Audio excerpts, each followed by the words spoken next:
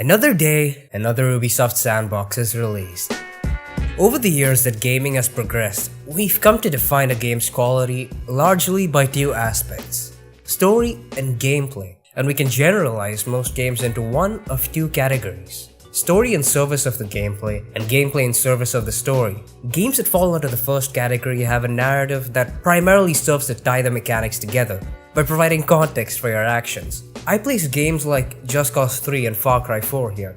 Games that fall under the second category usually have very specialized mechanics used to drive the narrative. For instance, in Papers, Please, the tedium of your job as an immigration official and the nuances and human interactions that come with it serve to enrich the experience. The best from each category are games that manage to reach an almost perfect balance between story and gameplay. God of War is the most recent example of this that comes to mind. An older but more relevant example of such a game is Far Cry 3.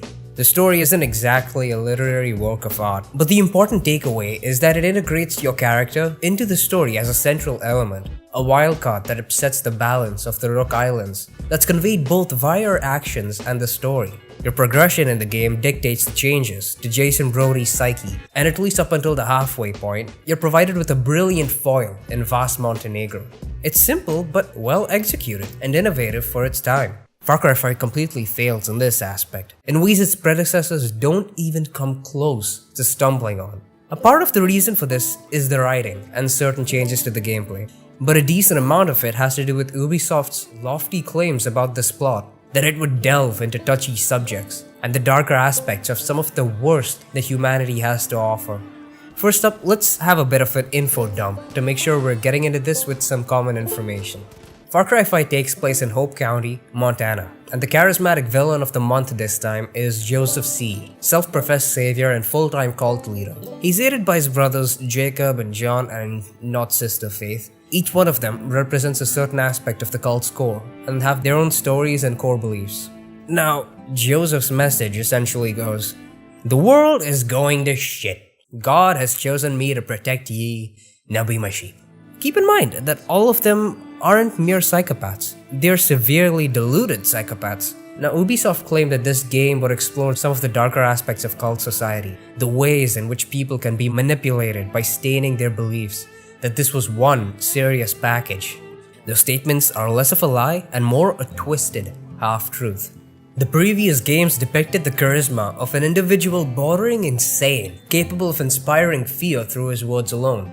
And I was expecting a similar display from Joseph Seed. I was looking forward to seeing the mentality of those driven to join cults, their social circumstances, how the promises and sweet talk of a demon in human skin could turn a person over to the other side. The revelation that this cult was built almost entirely off mesmerizing the locals with not LSD made sense in its own way, but boy was it disappointing. The more I played on, the more it became apparent that absolutely no one was buying into this guy's shit. Makes my goddamn blood boil that I gotta uproot from the place my family worked so hard to put together. They earned every inch of this land with blood and sweat, and now I gotta lose it to some man-bun little twerp and his posse of inbrains? No, fuck it! Anyone who's already a part of the cult has been forcibly pulled in via mentally breaking them via torture and drugs. It's not as though they were actually convinced in any sense of the word. Of all the notes I found across the county, I can't remember one where the writer stated his willingness to join the cult. That isn't to say that this isn't dark. The point I'm trying to make is that the story is told as though this deluded family genuinely believes their message works, that their words have power. And this so very clearly isn't the case. The cult members turn from pitiable people firing at you against their will into one-dimensional enemies you gun down without a second thought. The confidence this game has in its abysmal storytelling is startling. Its villains becoming no more than unappealing chatterboxes who go on and on and on. Now the game has 3 levels of resistance in each region. Upon completing one of the first 2 levels, you're forcibly dragged into a conversation with the local Seed. And you will be dragged into these conversations regardless of whether or not you're in combat or 100 meters off the ground.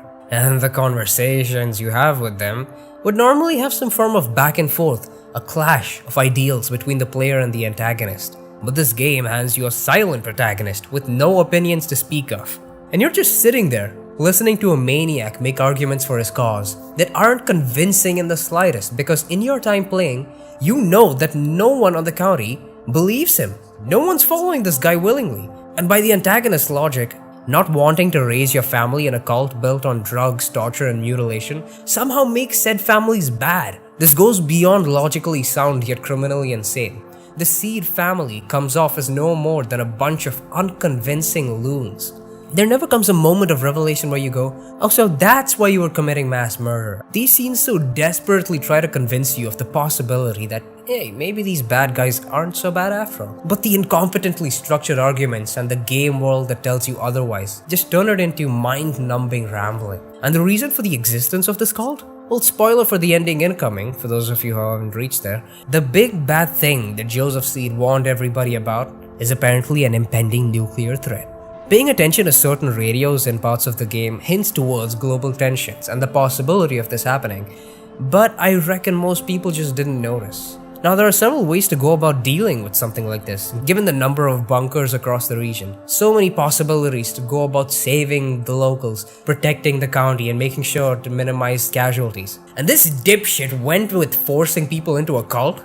No, so much of the story this game tries to tell is fundamentally flawed and lacks any semblance of sense, no matter the perspective you look at it with. Which makes sense when talking about a family of delusional psychopaths, but I'm getting the impression that what was originally a compelling narrative for this game was toned down mid-development in favor of making it much milder and safer for the trigger-happy environment that apparently is 2018. And all that resulted in is a half-baked plot I can't suspend my disbelief for.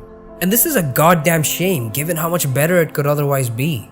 There are great moments here, there are some brilliant sequences, but it's all muddled up by a world that dissents this, making the detestable villains a bunch of sick morons. The most poignant and convincing moment the campaign offered came by way of Jacob Seed's brainwashing. Now, Jacob here preaches survival of the fittest, and makes use of an almost Pavlovian response via mental conditioning to brainwash people into turning into killing machines. The quote-unquote dinner bell in this scenario being a song.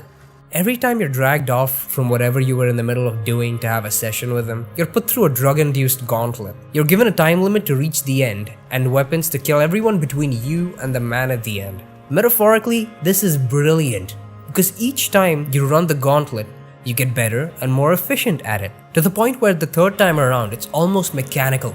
You blaze through it like clockwork without feeling a thing. In a sense, the conditioning is working. It's not just about sending a message. It's about maintaining a degree of artistic integrity when making something expected to be controversial. And I get it. Business is a priority. Having a title like that in a core franchise may be appreciated by critics who love change and the daring nature of some games.